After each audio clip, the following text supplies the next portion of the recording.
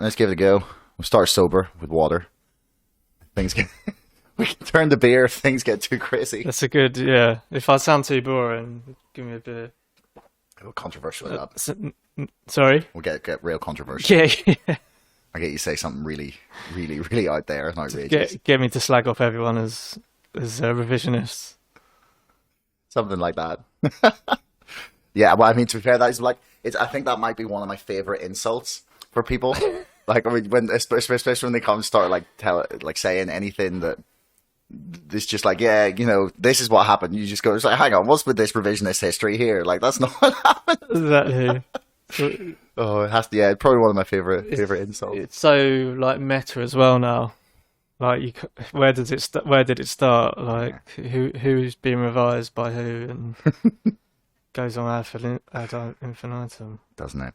But anyway, yeah, everybody, welcome to another episode of Chatter. Today, I'm here with Ted Reese, back for second appearance on the show, man. Welcome back. Thanks very much for having me on again. No problem. So yeah, you're here to talk about your book. Yeah, book has just come out last week with Zero Books. It's called The End of Capitalism, The Thought of Henryk Grossman.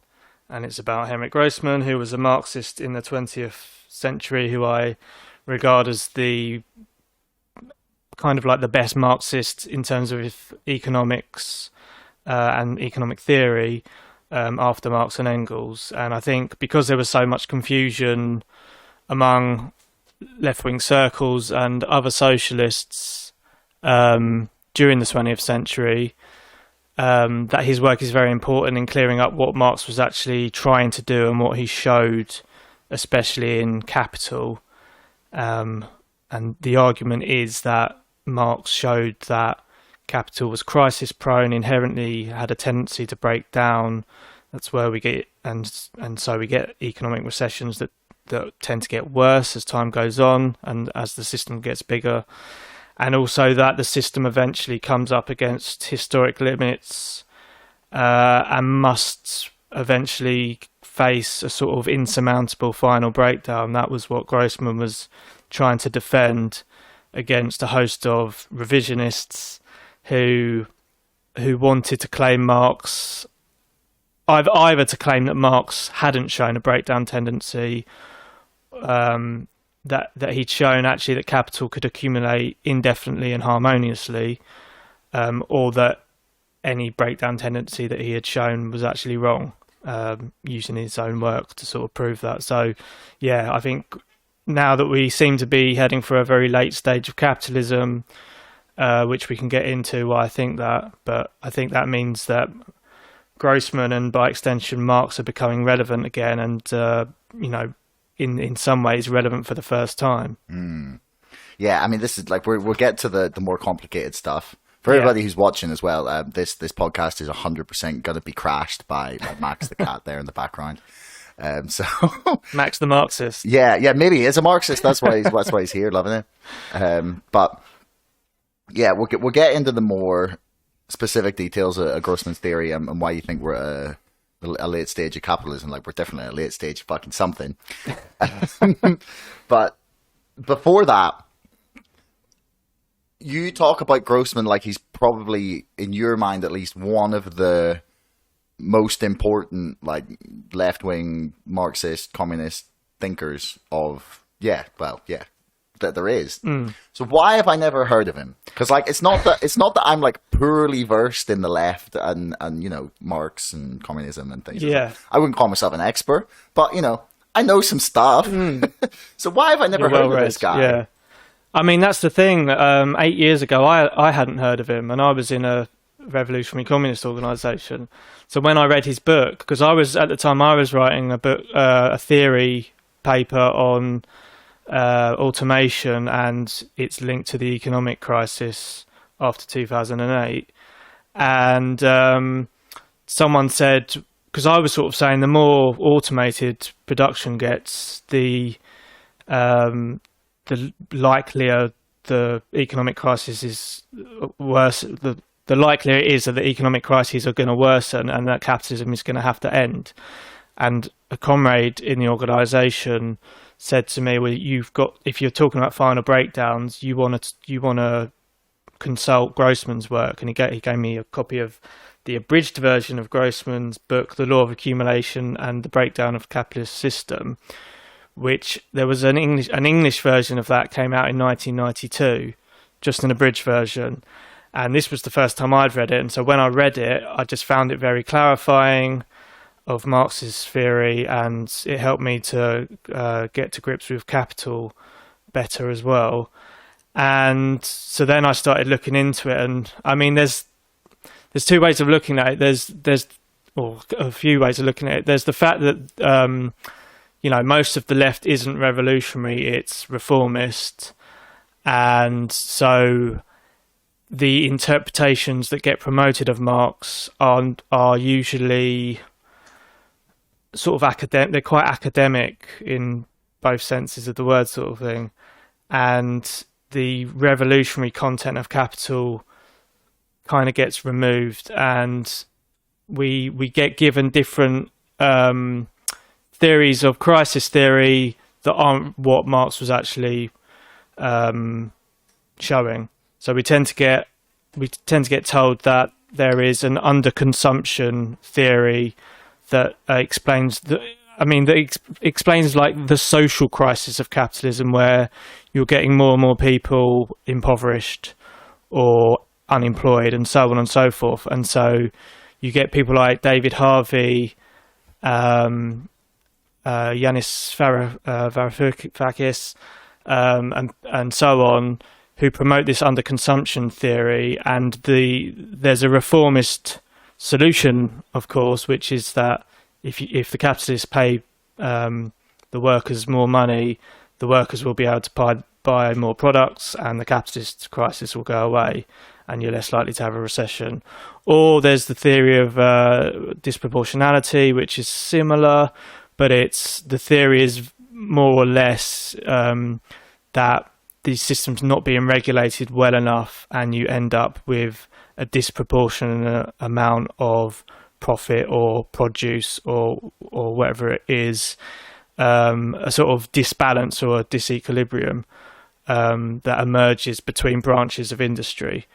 And so the system goes out of kilter in terms of supply and demand of capital and labour, for example, and you end up with a crisis. Again, if it's well regulated by the state, then the crisis goes away. So Marx gets reframed in those sort of ways.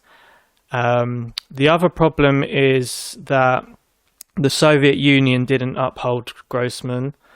Grossman actually took on Varga, who was the sort of chief economic advisor to Stalin, who also had a kind of an underconsumptionist view of capitalist crisis.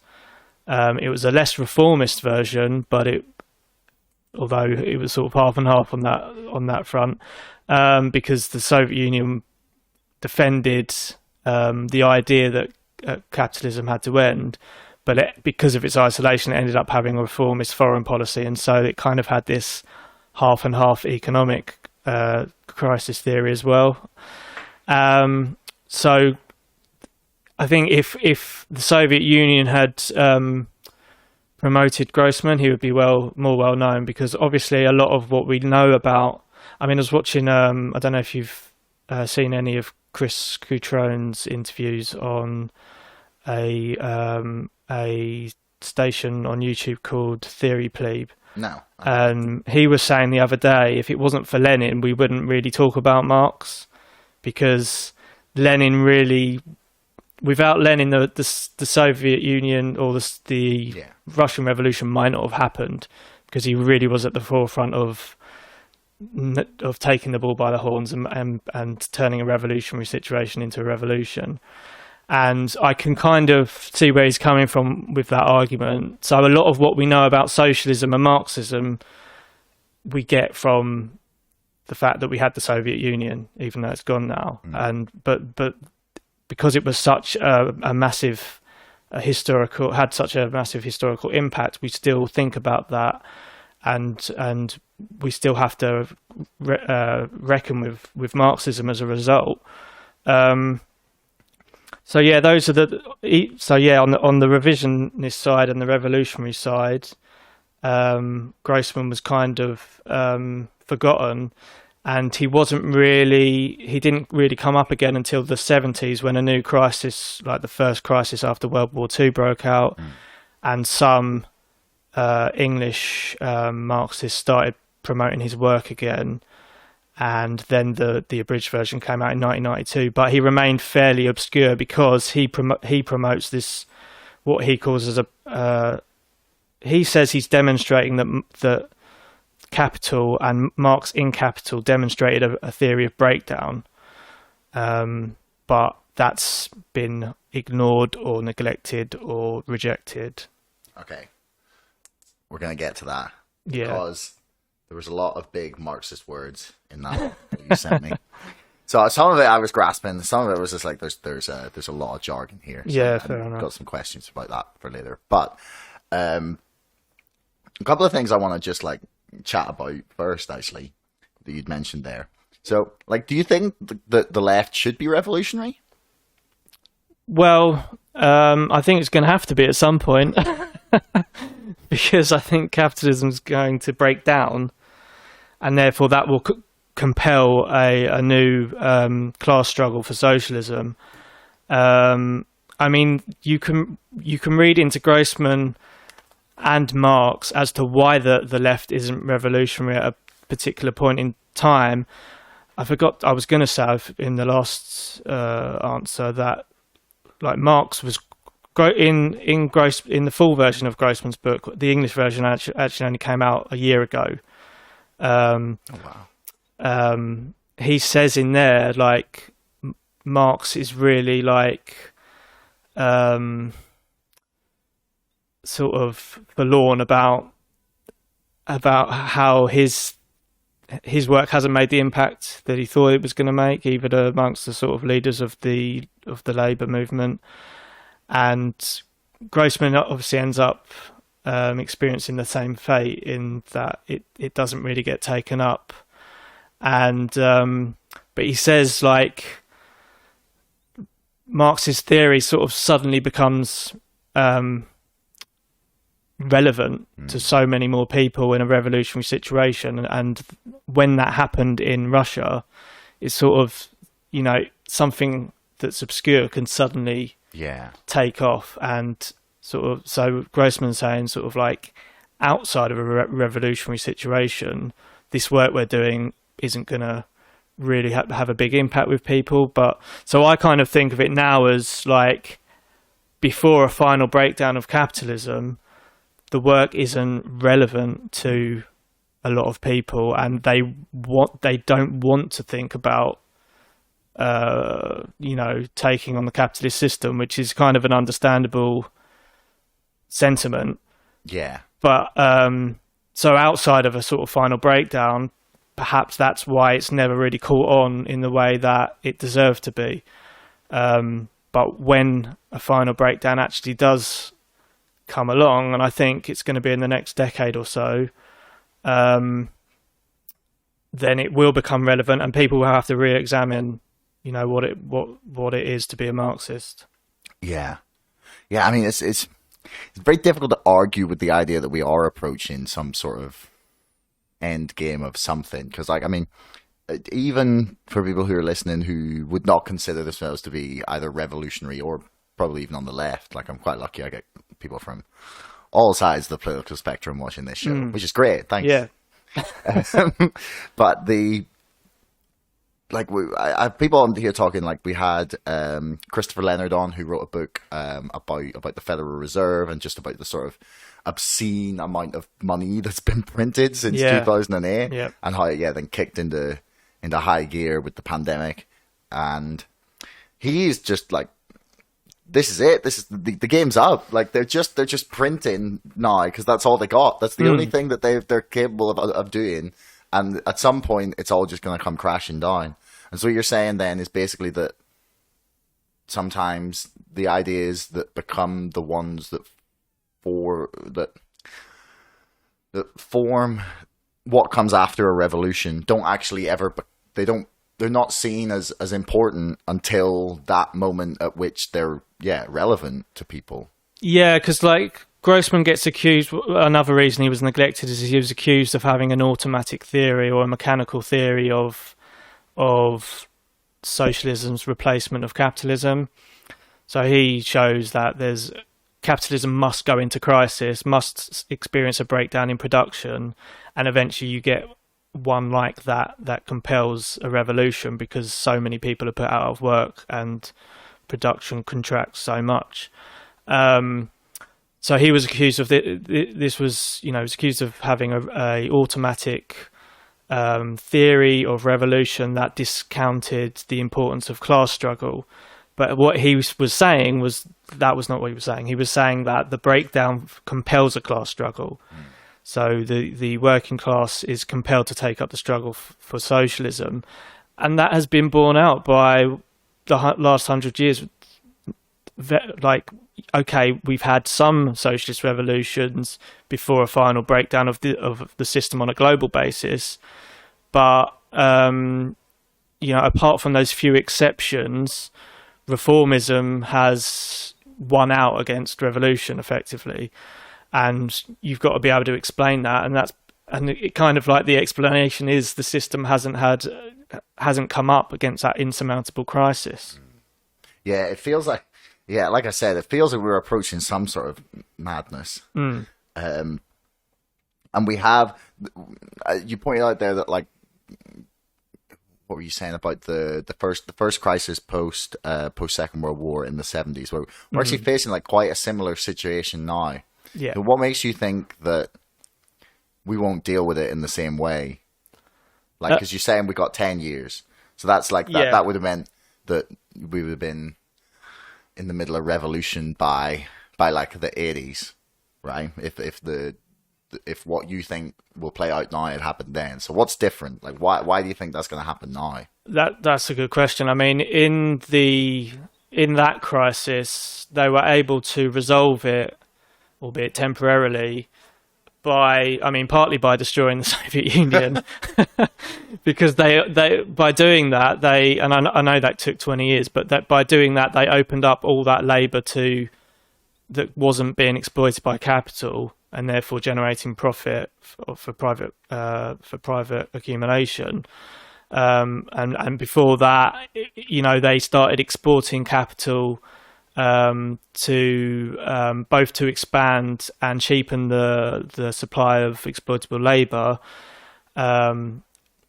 because you could get cheaper labour in countries that were less developed, because the labour there is obviously coming into employment from a lower wage and is therefore likely to do the same work for a bit more than what they're on before, whereas people in this country in America are going to want to hold on to the wages they're earning at the time, which were high after World War II, because you'd had a productivity boom in the wake of all the destruction, which created new profitable opportunities. The state took on most of the sort of upfront costs that capital couldn't afford after World War II. The demand for labour was very high after World War II because you've got whole countries to rebuild. But then this crisis comes along, inevitably, because of the contradictions of capitalism that we'll go into in more detail.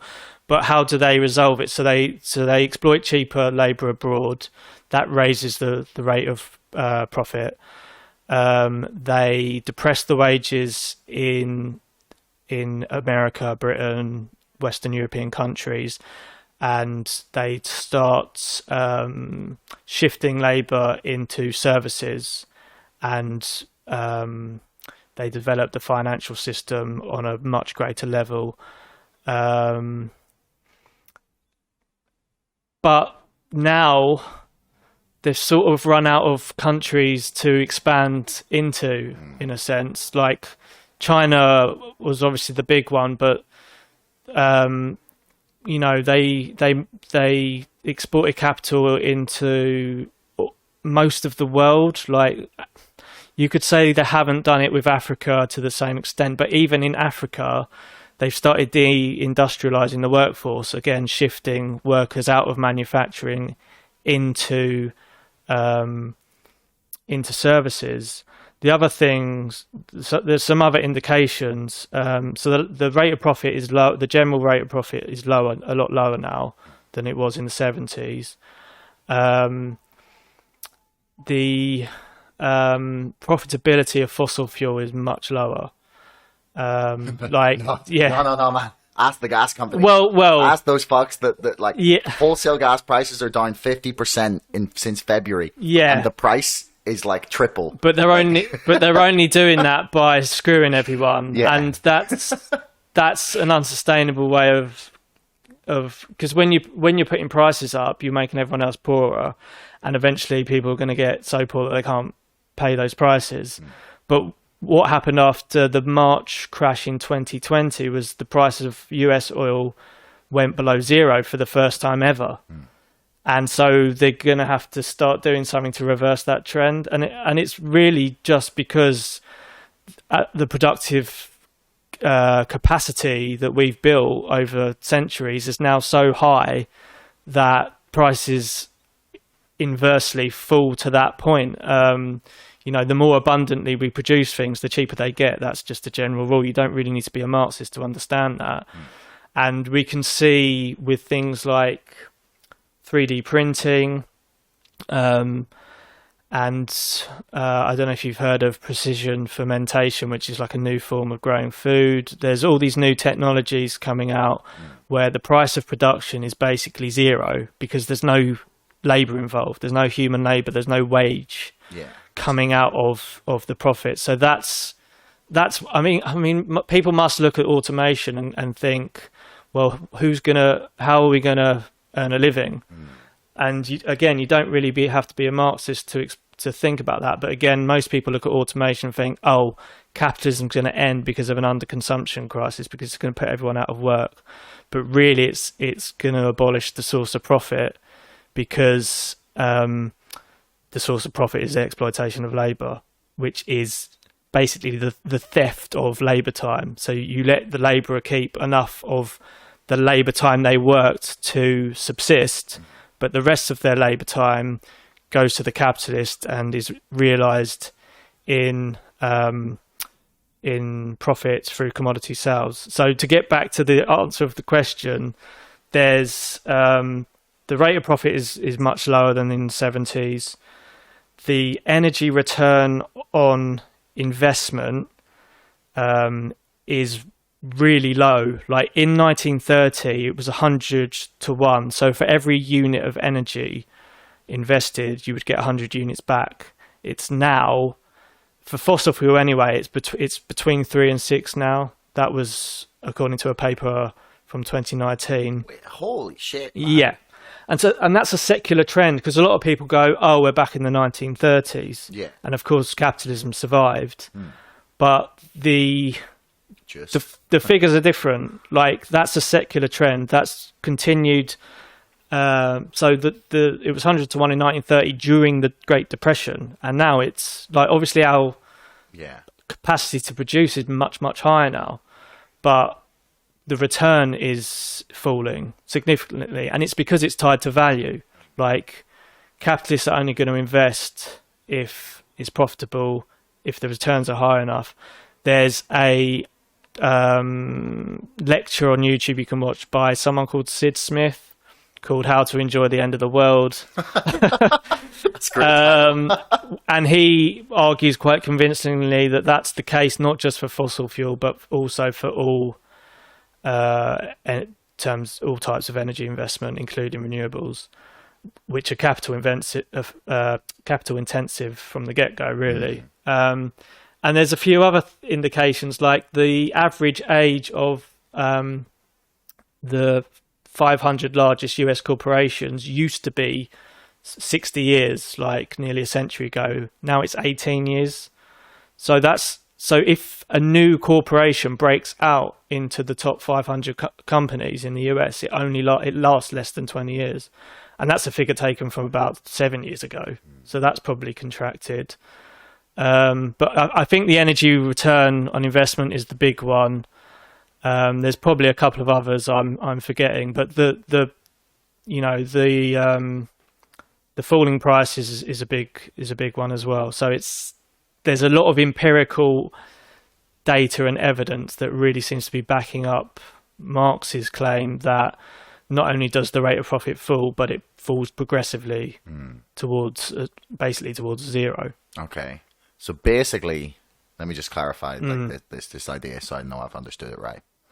So basically, you're saying that what happens is when things become more and more automated, there's less labor, there's just less people to pay involved in the production of something. Yeah, relative to the amount of capital that's being advanced and invested in. Yeah. Okay. So if there's less people to pay, it costs less to create stuff, but therefore it's lower profit margins, and therefore the idea is that the capitalism being driven by seeking profit will have nowhere to go because there will be no profit to be had. Yeah. Is that about right? Yeah, so this is where Grossman's theory is really important, because he shows that a breakdown occurs because you get what he calls an overaccumulation of capital, where basically the capitalists don't invest. They get a surplus of capital arises that they can't reinvest in or expand because it would be unprofitable. So they then have to devalue that capital, and through a crisis, you get the panic selling, prices fall. You can then buy up means of production cheaper than you could before. People go bust, you can buy up their capital on the cheap, and then you can start expanding. So what Marx and Grossman also talk about is an absolute overaccumulation of capital. Yeah. And I mean, there are different ways of interpreting that I don't think it's worth going into, but I think in a final crisis of capitalism, you could explain it as an absolute overaccumulation of capital, whereas crises in the past have been relative overaccumulations. And yeah, with automation, you're seeing really, I think what I would say is, like, to try and clear this up, is that capitalism is a dualistic mode of production. This is something Grossman stresses very strongly, because other Marxists after Marx had just ignored it, really. It's a valorization process, so it's a value generating process. Yeah. It's dependent on that. You generate your value, you draw your profits from that. It's also a technical labor process, and the two interact. So Marx talks about the base and the superstructure. So that the superstructure being the political legal system, but the base is the economic technical system. So it's economic and it's technical. And people, even a lot of Marxists, when they sort of talk about, we have to make sure we're talking about how the base and the superstructure interact, they forget to talk about how the economic side of the base interacts with the technical side of the base.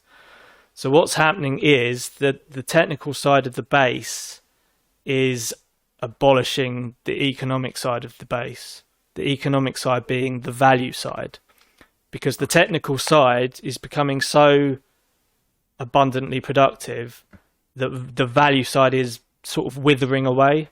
So what happens throughout the history of capitalism is you get a crisis, and they do so the crisis cheapens production, expansion, and innovation. So you innovate so that you can then produce more in the next business cycle. Yeah. Like, if you want to call it, like, if you want to think of it as a business cycle as every 10 years or whatever, because crises tend to recessions tend to strike like roughly every 10 years.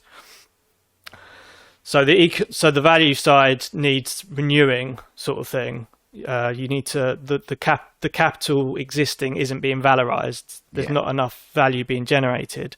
So the technical side is expanded and innovated, and that gets the value back up because you're producing more. So the massive profit is rising.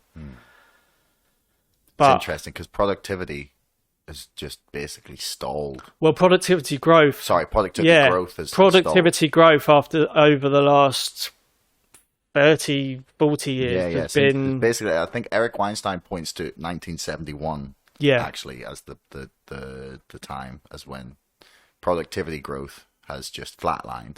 Yeah, I can't remember who said it now. It was a Nobel Prize winning economist, but he said, and I think it was late 70s or early 80s, he said something along the lines of, you can see the productivity boom everywhere, but in the figures. Because we can see that we're producing more. You know, you can, and you can buy things more cheaply. We talked about this in our last conversation, where like you can get poorer in terms of not being able to afford a house or like the essentials like that, not being able to afford to have kids or whatever. Yeah. But you can buy all these gadgets and widgetry and, you know, technical wizardry that you can, you know, play with to pass the time or whatever you want to do, like to amuse yourself with, to interact with.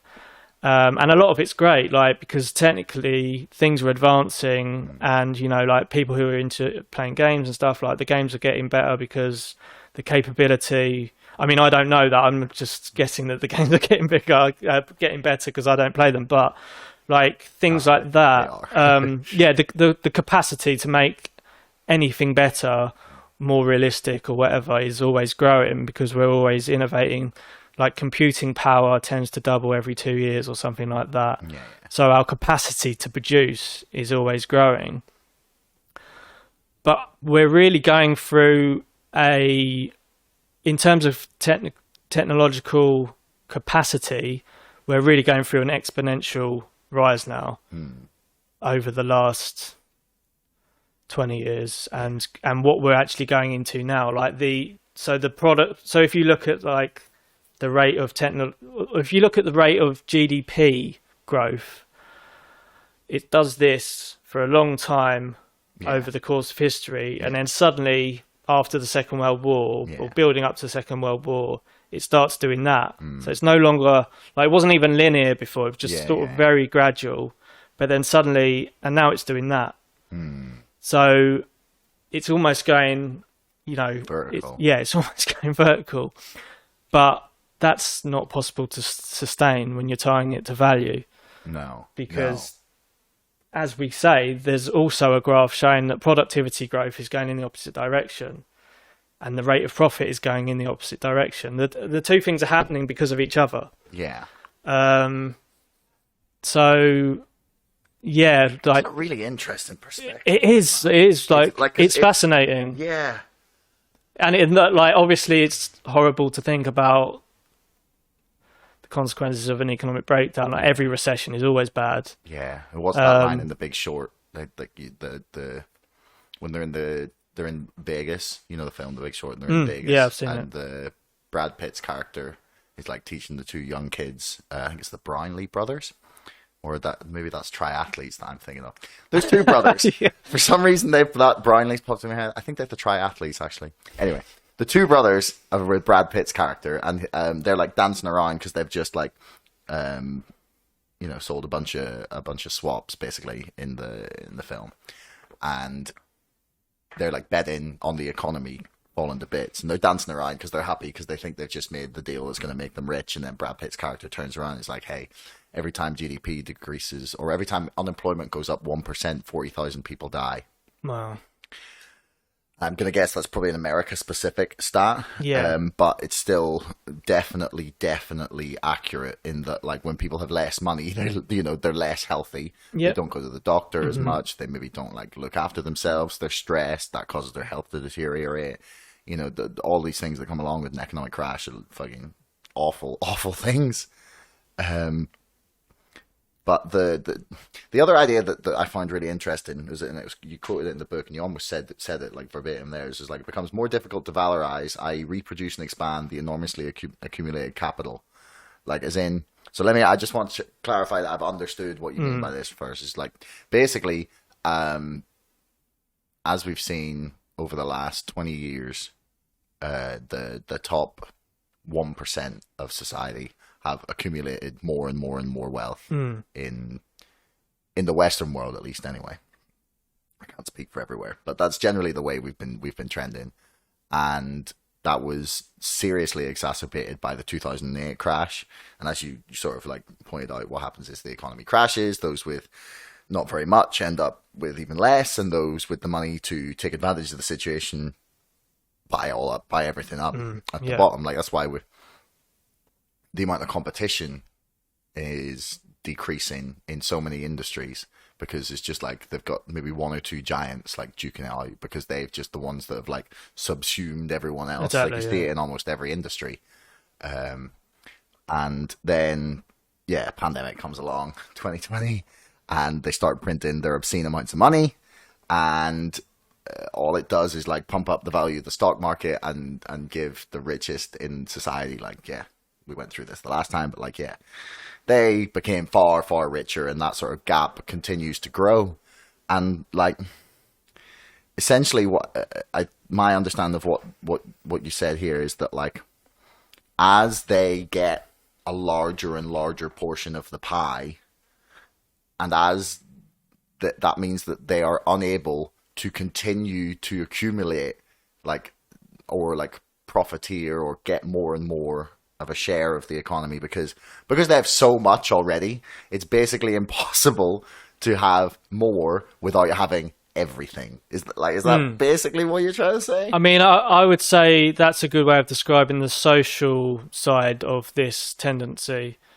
In terms of the economics, I mean, it's basically the same. I use the analogy of a bodybuilder who's addicted to muscle gain, because the way that you build muscle is to destroy it, and then it grows back larger.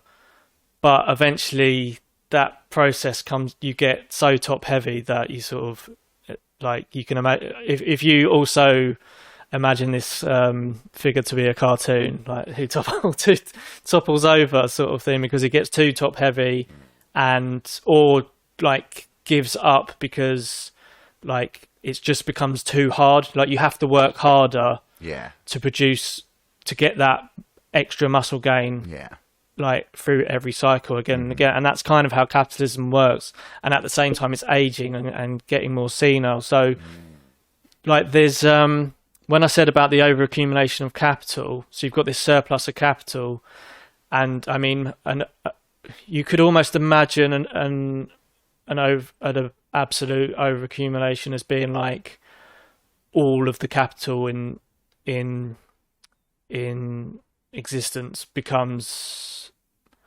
unprofitable effectively, where you can't produce any more profit. And the reason is, at the same time, this overaccumulation of capital is at the same time an underproduction of surplus value. Again, surplus value is surplus labour time that's gone to the capitalist instead of the worker. But the more you're replacing productive workers, i.e. commodity producing workers, the more you're replacing them with robots and sophisticated versions of automation, the less surplus value per worker is being produced, and relative to the total capital the total capital needs to be renewed in value, right? So what happens is it gets devalued by the crisis, but then the value in relative terms starts to grow again as production is restored on a higher level. So what you're going to get is a crash where the value drops like right down somewhere close to zero, effectively, because you have this underproduction of surplus value, which is the value needed to valorize capital. And if you think of it as like that, applies to every capitalist company and industry, but you can also think of it in the totality. I think that's actually easier to think about, because like it's like if you like you're businessman X and you have like, so say you're Jeff Bezos, right? And you employ like half of fucking Britain, right? At some point, right? Or half of the states, or you make your own state of Amazon, They just buy Delaware and just rebrand it.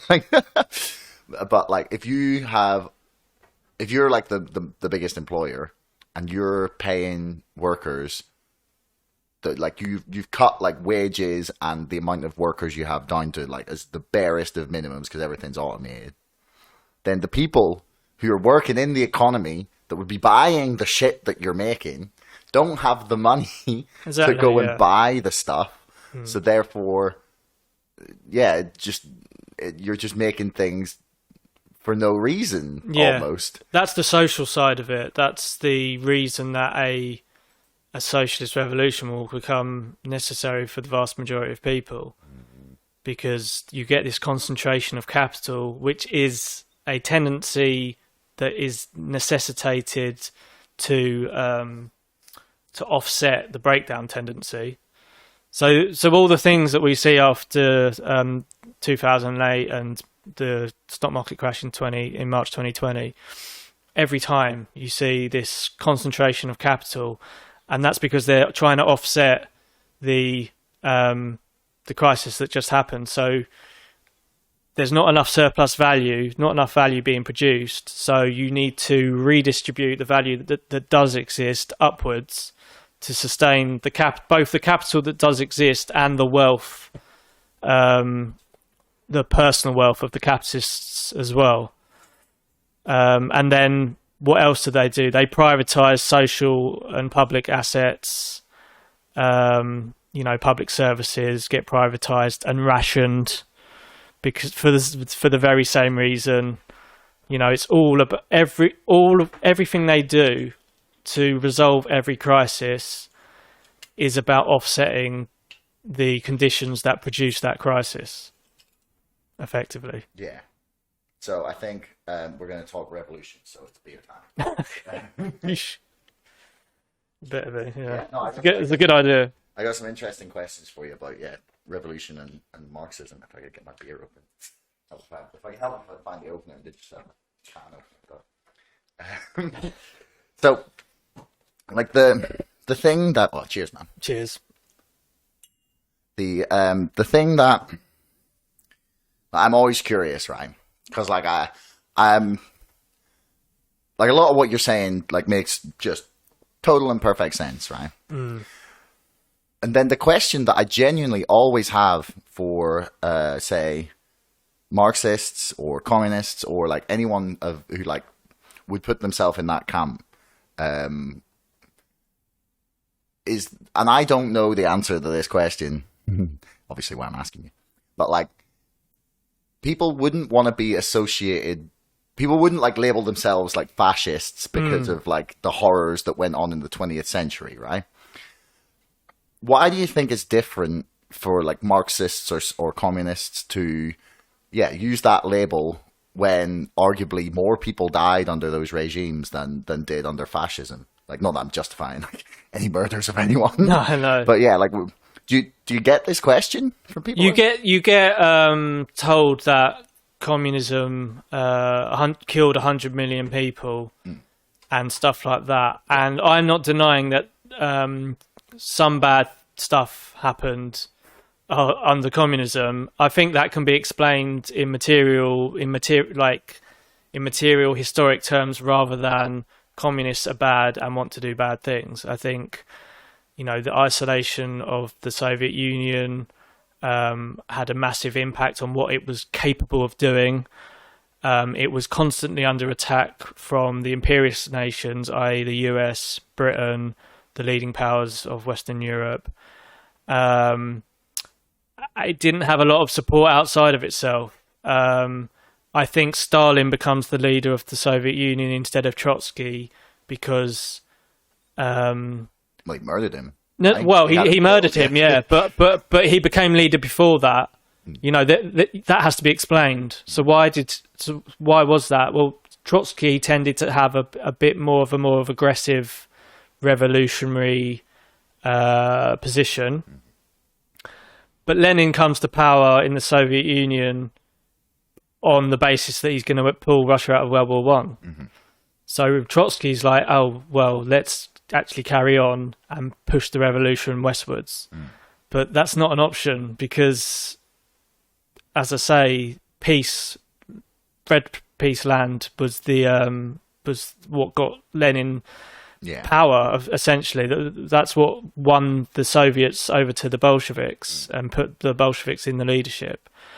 So they pull out of the war, and Stalin's position was more defensive. He was less aggressive in terms of trying to spread the revolution than Trotsky. So effectively, the soldiers who had been fighting in World War One were less gung ho than the likes of Trotsky and maybe people to the left of Trotsky. One of whom, I can't remember who it was, but one who ends up shooting Lenin, and Lenin ends up dying of those wounds because Lenin gets cast as a revisionist. And for not taking on the world revolution there and then, sort of thing. So Stalin becomes leader, but as Fidel Castro said, you can't put everything down to Stalin. He is like, I kind of think of him as a kind of manifestation of the kind of aggregate will of the masses in a way. But again, you've got to put that in the context of the Soviet Union's isolation and the fact that it was under attack and it was having to survive. So, Stalin says, okay, we're going to have socialism, but we're only going to have it here, and we're not going to try and spread it around the rest of the world because we don't have the capacity, which I think is a pretty fair argument at the time, especially as, like, you can't expect Russia to make the world revolution. The world has to make the world revolution. And you have this so you have this tension within the movement. And I don't agree with the purges, but this is the kind of thing that's going on. You've got this struggle within the state, within the armed forces, and people. There are factions. There are factions who are vying for each other. And again, I don't agree with Stalin's position on banning factions. It might have even been Lenin did that. I can't remember now. But yeah, these are the sorts of things that go on. And the 100 million figure is bogus. It's rubbish. There were people in the camps who weren't paid for their prison labour during the war, but that happens in every war. That will happen in any civil war. I'm not justifying it. No. I'm just saying that happens. Like, if you're humans do awful shit. Yeah. But when you get a breakdown in production, you get a breakdown in the production of life and the resources that you would usually have to distribute to everyone.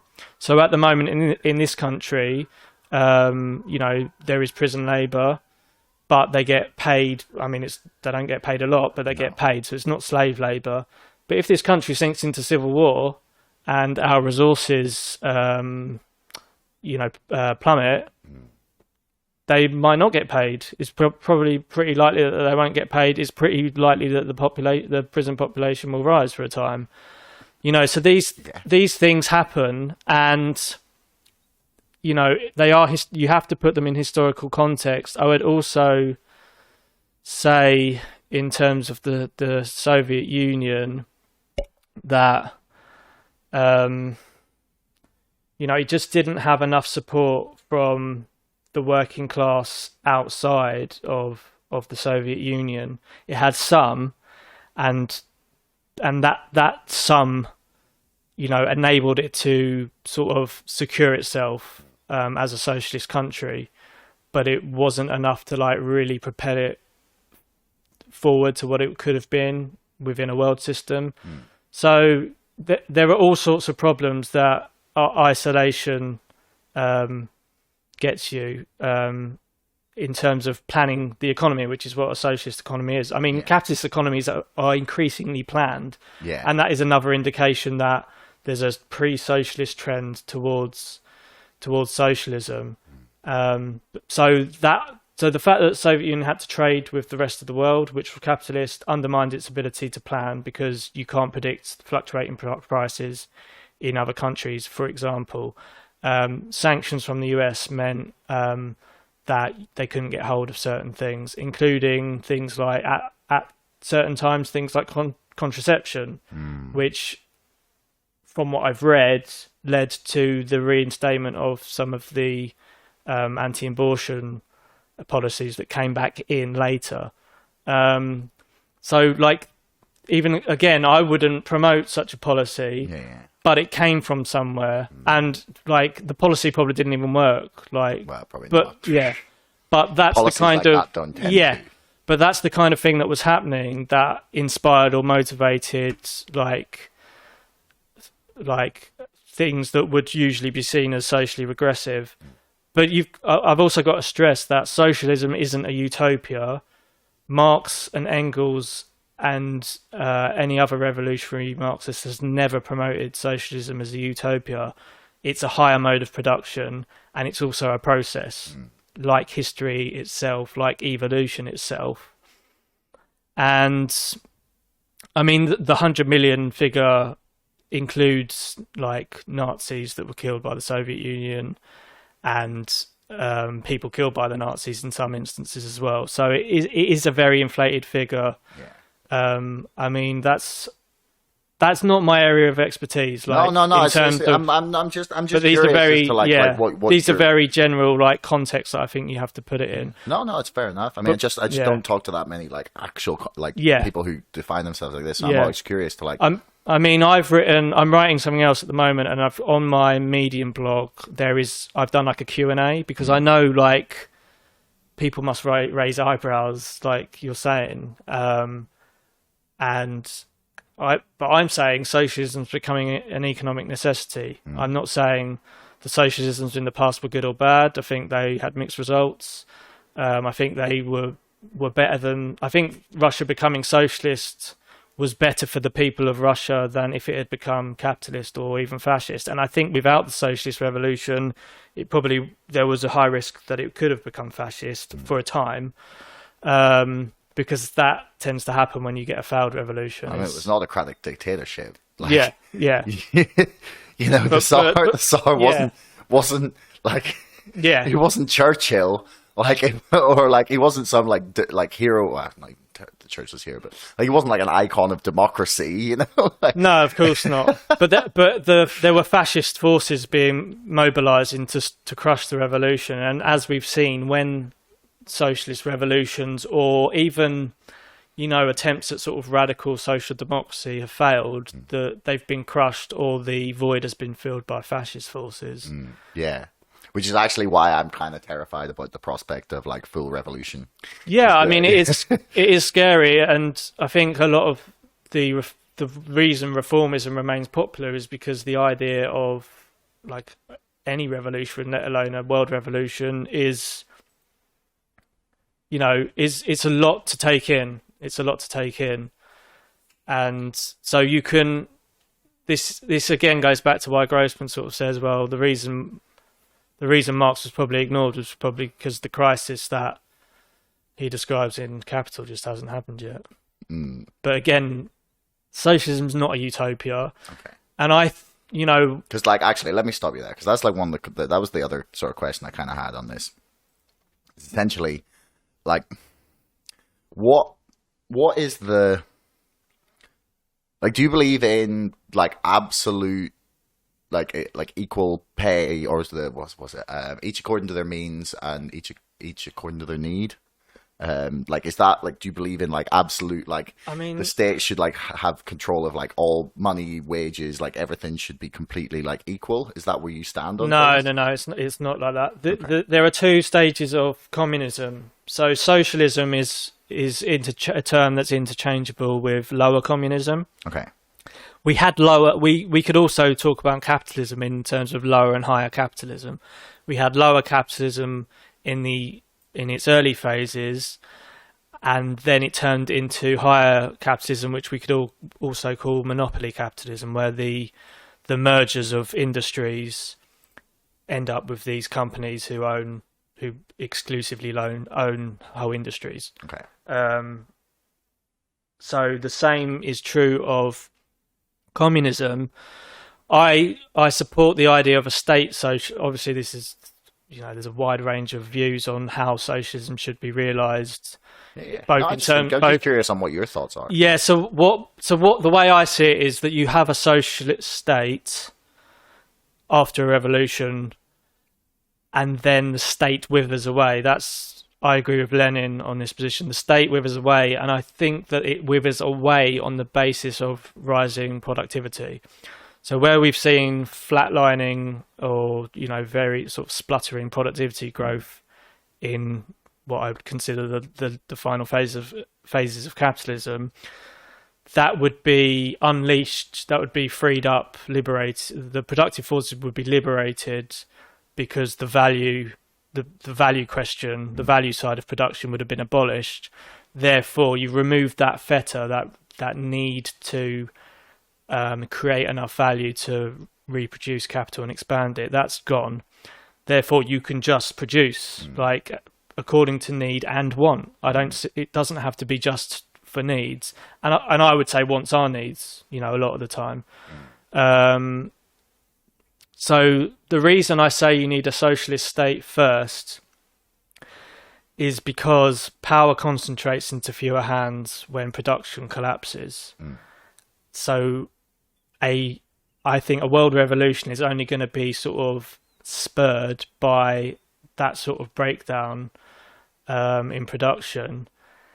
But you then have that concentration of power into fewer hands into the capitalist state's hands, and we've already seen that over the last 20 years. No, you see, especially the last 10 years, in the last couple of years. Yeah, man, it's getting so much worse. That's the bit. Yeah. It's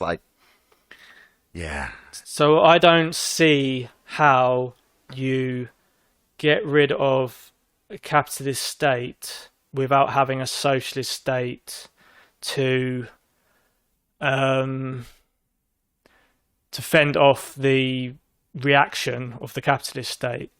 Yeah. I think if you don't have a socialist state, you leave a void. Even if you destroy the capitalist state that's there, without a socialist state, you leave a void for the capitalist state to reconstruct itself elsewhere. I think that there's an obvious debate about you have to have the forces capable of repelling a counter-revolution. And I think the sort of, I'm not you must have a centralized armed force and that.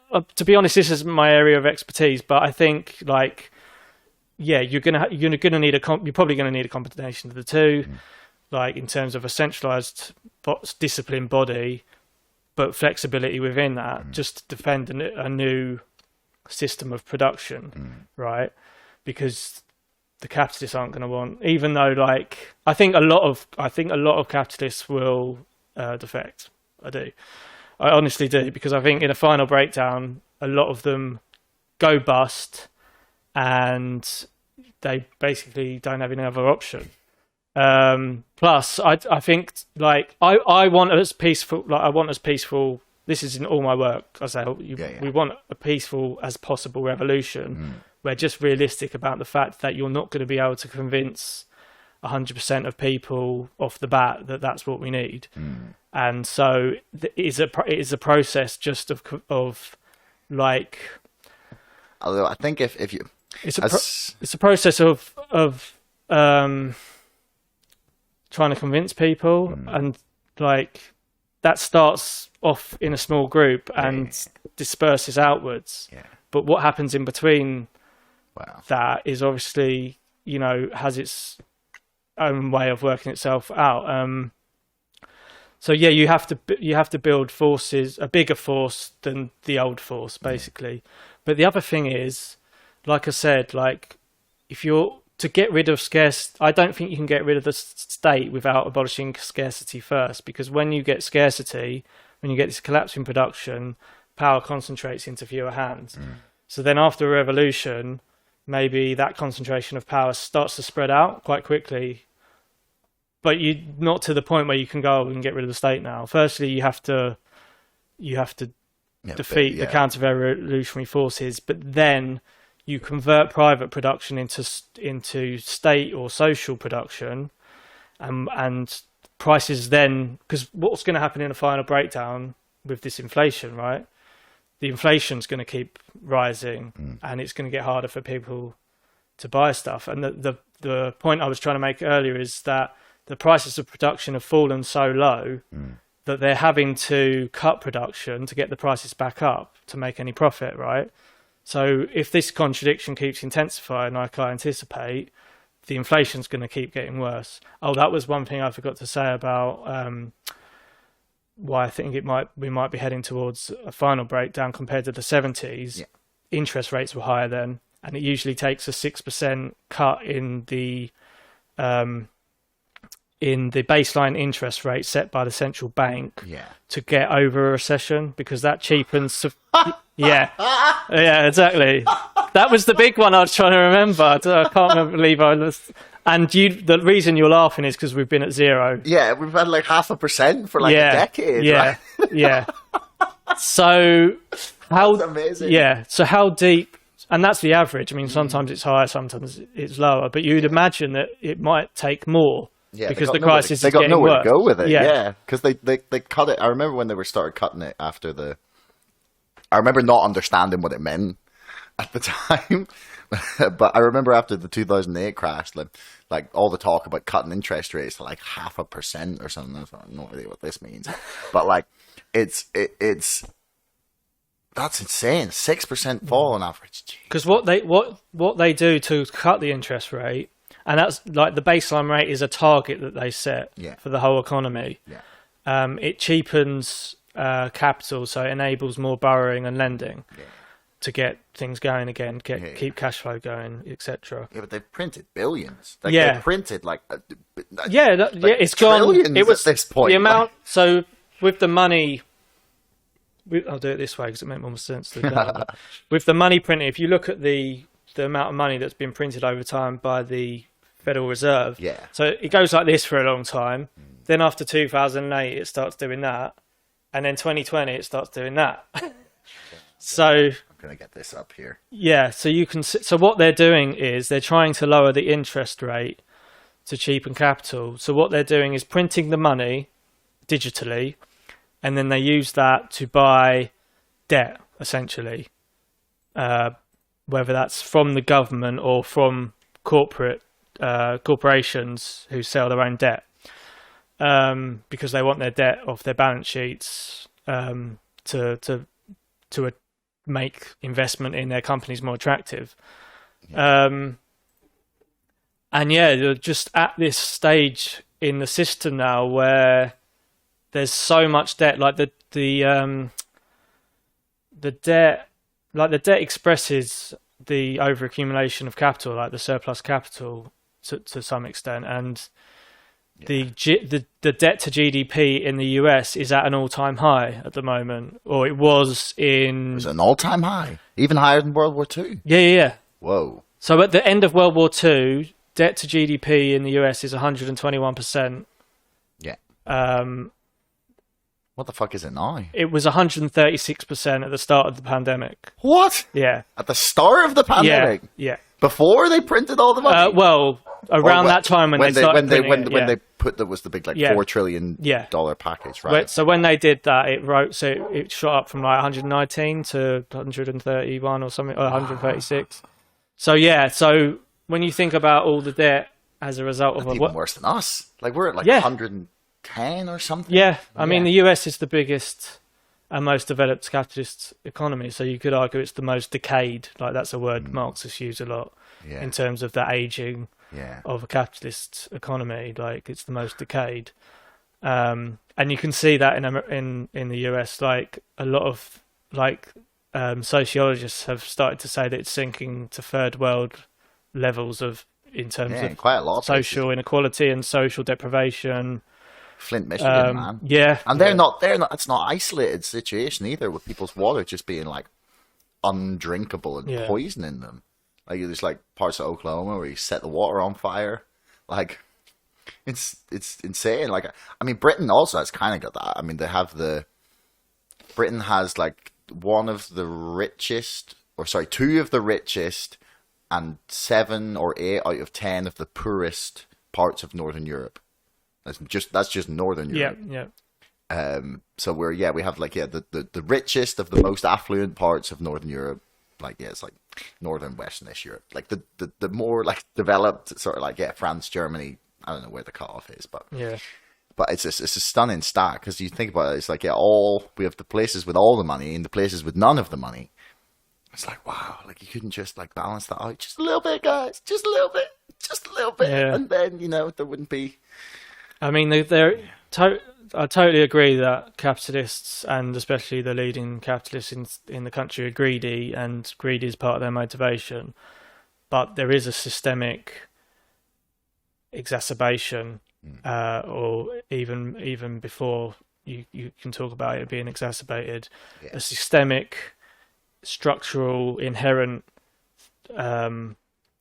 problem in capitalism that causes that concentration of capital, because it tends to break down into into production contracting. We get recession, and to offset that, you, as I say, you redistribute the value from below upwards, because that sustains their capital, their companies, and their own personal wealth.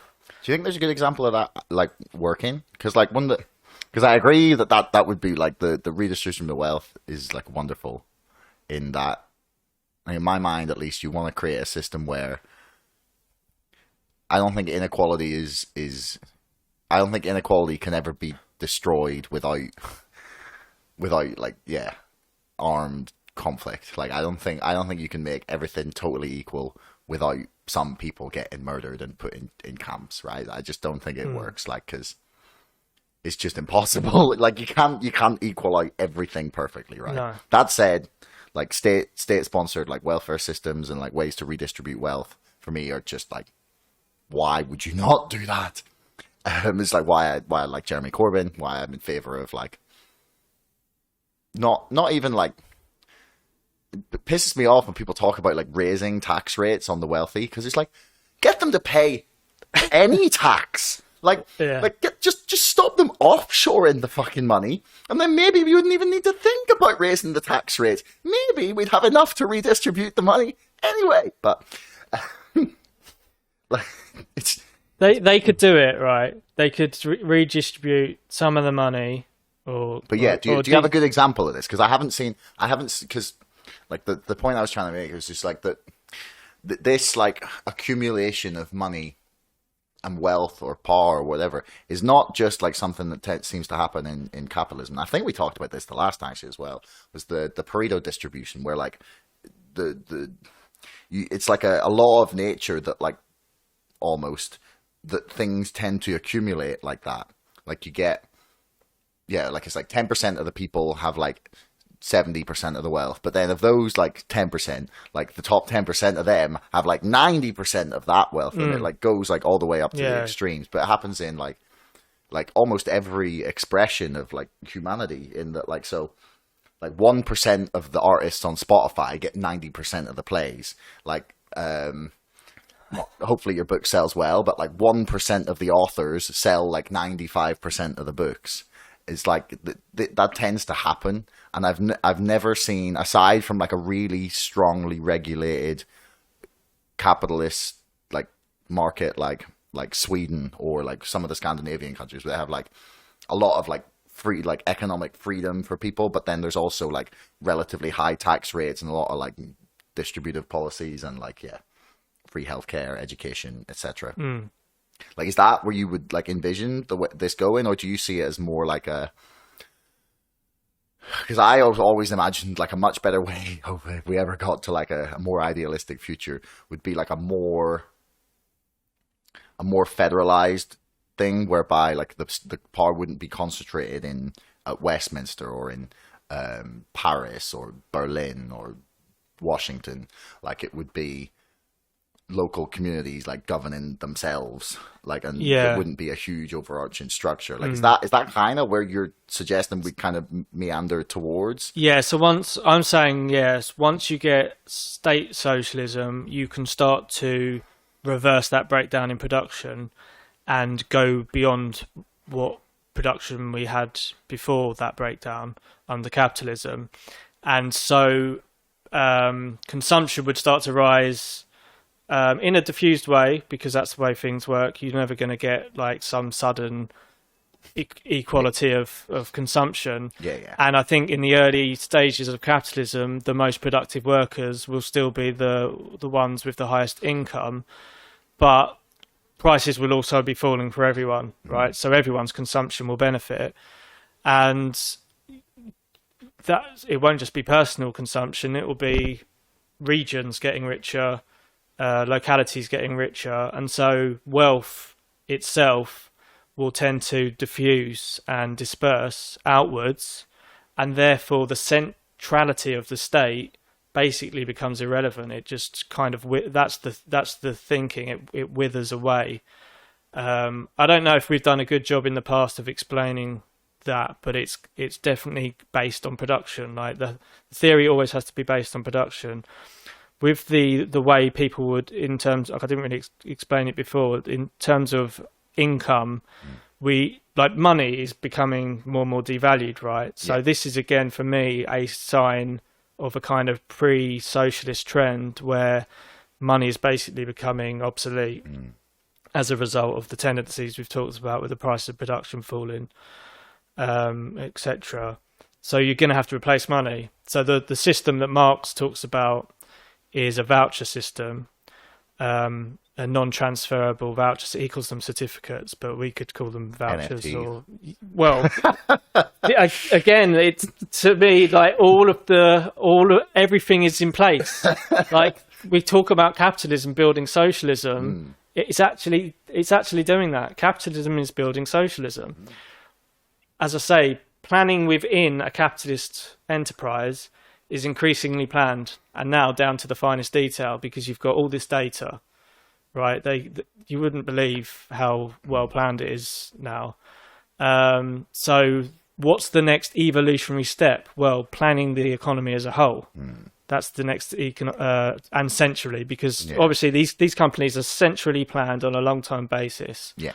The problem is there's still that competition between each other, so so things don't go to plan. Yeah. Because you get the crisis, and that intensifies competition, and things go out of whack and don't go according to a plan. So the next evolutionary step, because the thing about a revolution, and again this is another reason I think you have to keep a state for a while, is a revolution is also like the last evolutionary step after a whole series of evolutionary steps.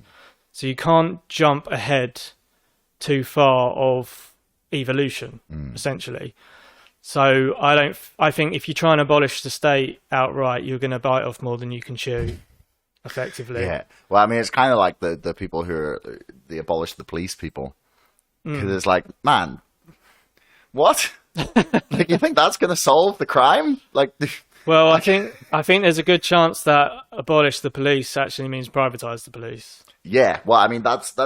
And it doesn't even mean privatize the police. It means, can you afford your own private security? Then you'll be fine. Yes, exactly. That's, but it has benefits for the accumulation of capital, because the taxes, I mean, they don't have any taxes to be able to afford a police force, for one thing. But the taxes that would usually go towards the police, which is hard, at least. I mean, Marxists talk about the police being a body of defenders of private property, right? But obviously it has some public functions as well. Yeah. And that costs... That's why all societies have had some sort of, exactly. Watchers of the law. Or so if they can abolish the police and they don't have to pay for the public side of what the police do anymore, that's going to save money that would have been going to the public. That could be redirected to private investment. Things like that. So yeah, like I say, like I see the state as, you can't get rid of it because you can't run ahead of evolution.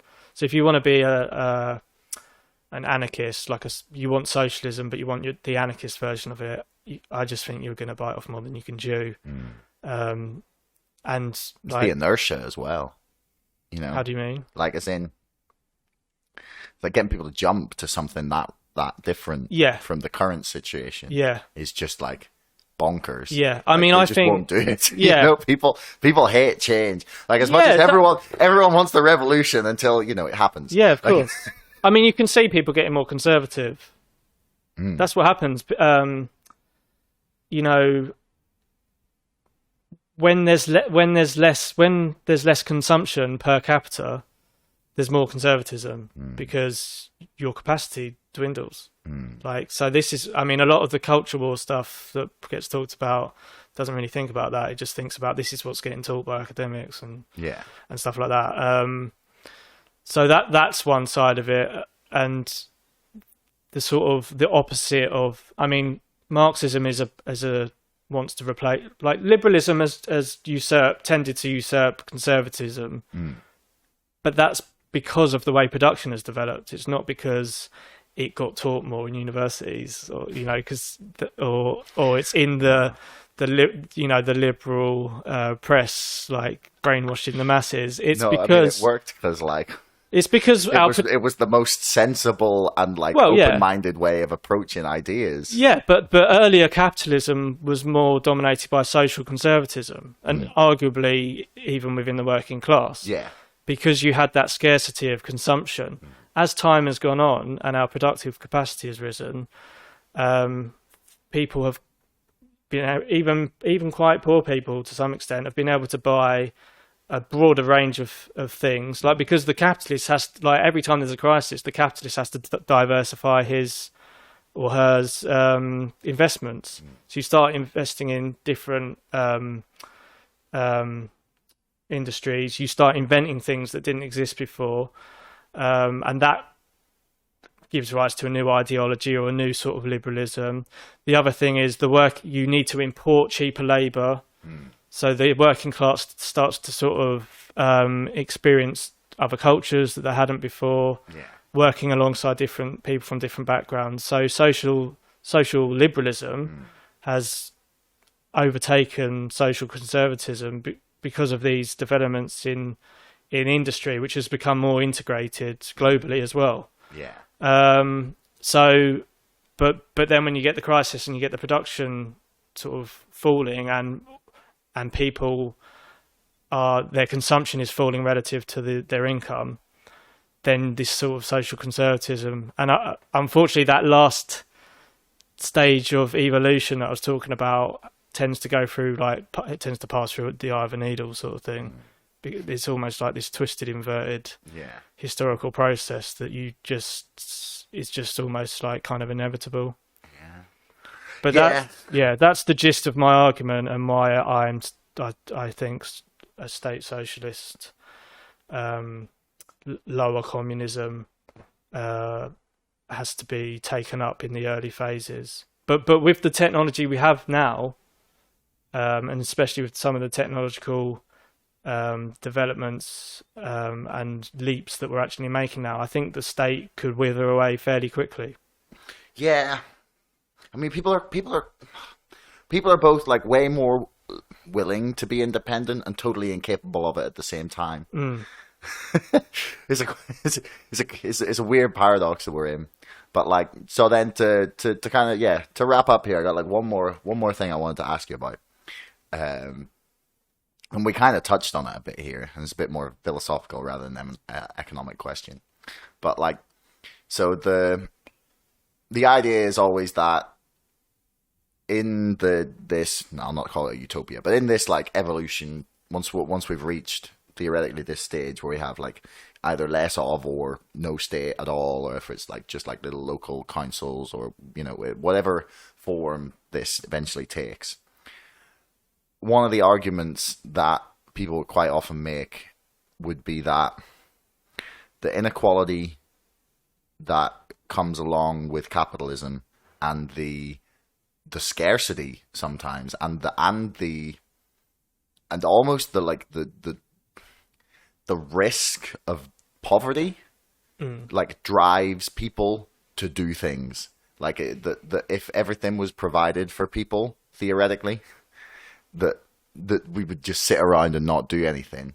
Like, and I don't know to what extent I buy this argument, because I've seen it where I there are certain types of people who that is true for, and there are certain types of people it's not. What I don't know is, like, which one is, like, the majority of the population, But like, what's your sense on this? Because I'm sure you've heard this argument before. Yeah, of course. I mean, people tend to say it to justify slashing welfare. Well, yeah. Because yeah, I mean, I don't buy those arguments are stupid, right? Yeah. But like on a general point, yeah.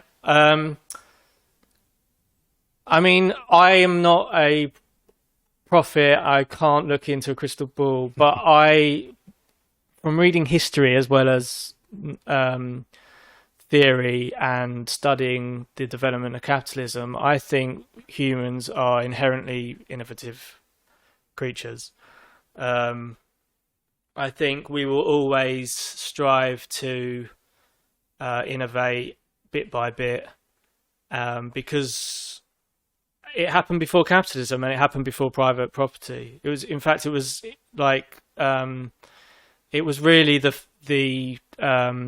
Neolithic agricultural revolution about 13,000 years ago that brought about private property. Before that, we kind of had a primitive communism. And I mean, there were actually arguments that there was no war before private property existed. I don't know if that's true, but there are some emerging theories about that.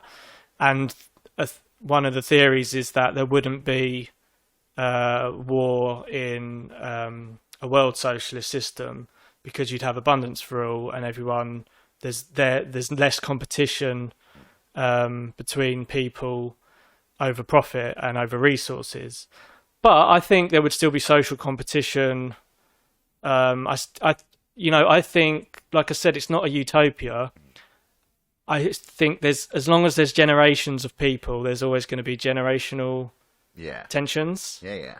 And a lot of generational tensions are technological tensions.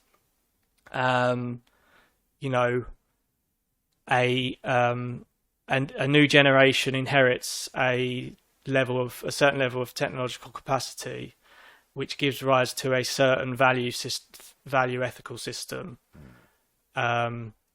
which then gets challenged by the next generation, which inherits a new level of technological capacity, which gives rise to a higher ethical value system or a more ambitious one.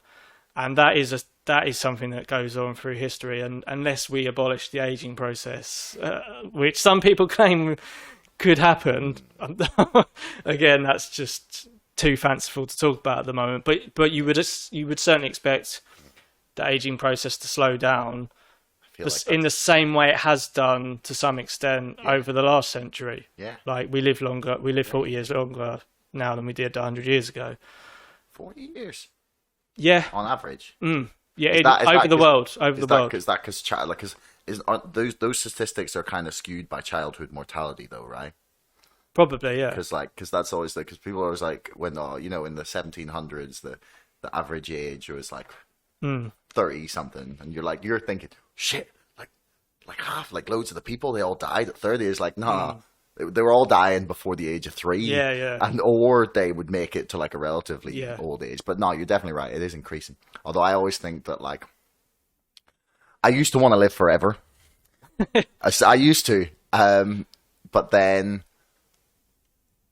I really thought a lot about I've talked about this before on the show. I can't remember who with, but Tolkien wrote about the dwarves and the men and the elves in The Lord of the Rings, where he said that the dwarves were given quite a long life, and they just used it to accumulate gold and dig in, under the ground and hoard.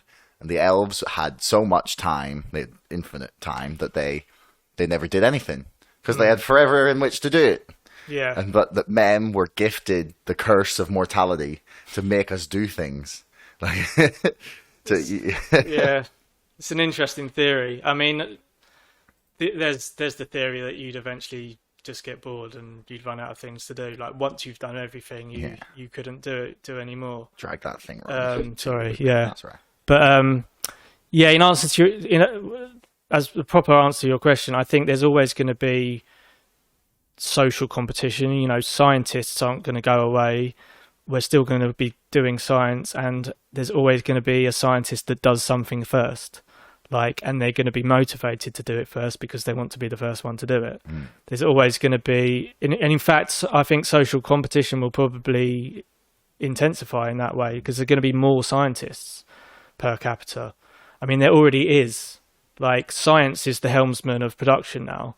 Like, that's something that goes alongside the automation revolution. And that's a trend that's just going to intensify under socialism. Again, partly because people are going to have more free time as the system progresses to do their own experimentation.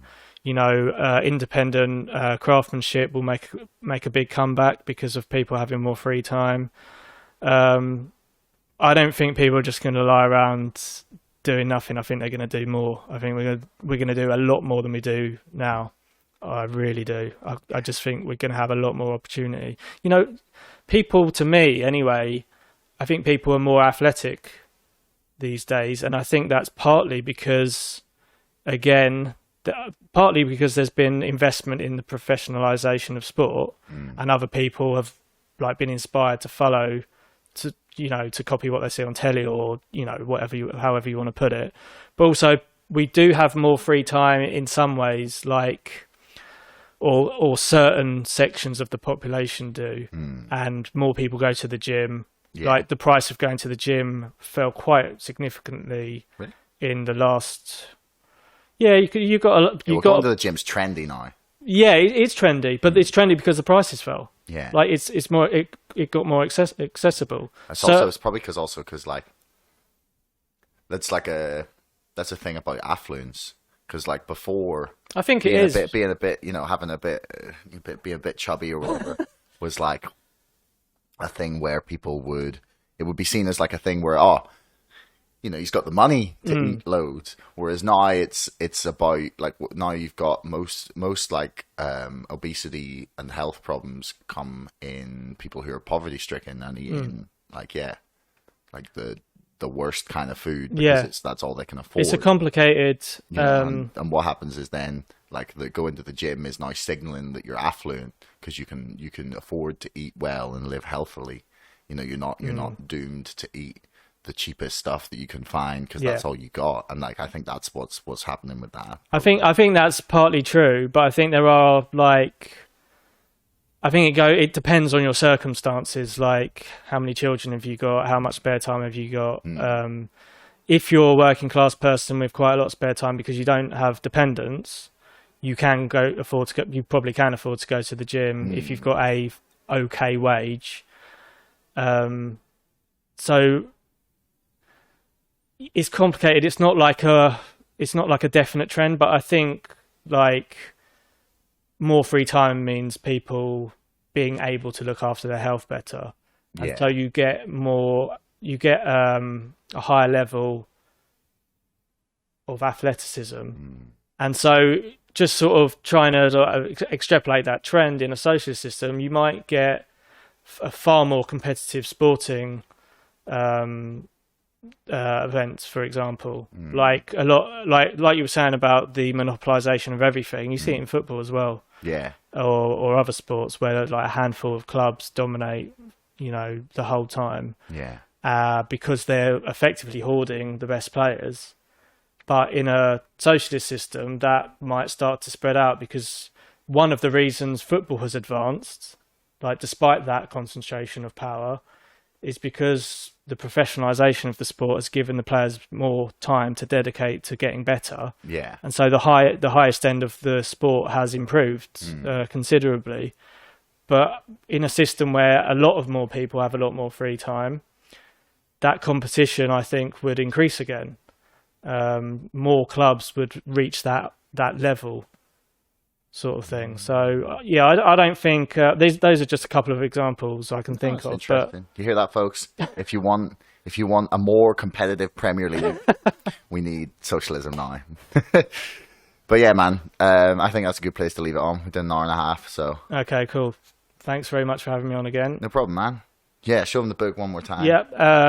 The End of Capitalism, The Thought of Henryk Grossman. It's just an introduction. It's not a substantial defense, because that's something I want to work on next. But I think an introduction was needed because he's not well known. Yeah. But he's very important. So if it can get people sort of thinking about him and looking into him, I think that's a good start. And then hopefully I can do something more substantial, because he obviously still has his critics, and I need to take on the challenge, which is always welcome. Yeah. Brilliant. So yeah, thanks very much. Thank you. Thanks for making it all the way to the end of the podcast. If you want to leave us a comment, that would be awesome. Please like, share, subscribe, and if you're listening on Apple, please leave us a review. Until next time, thanks for listening.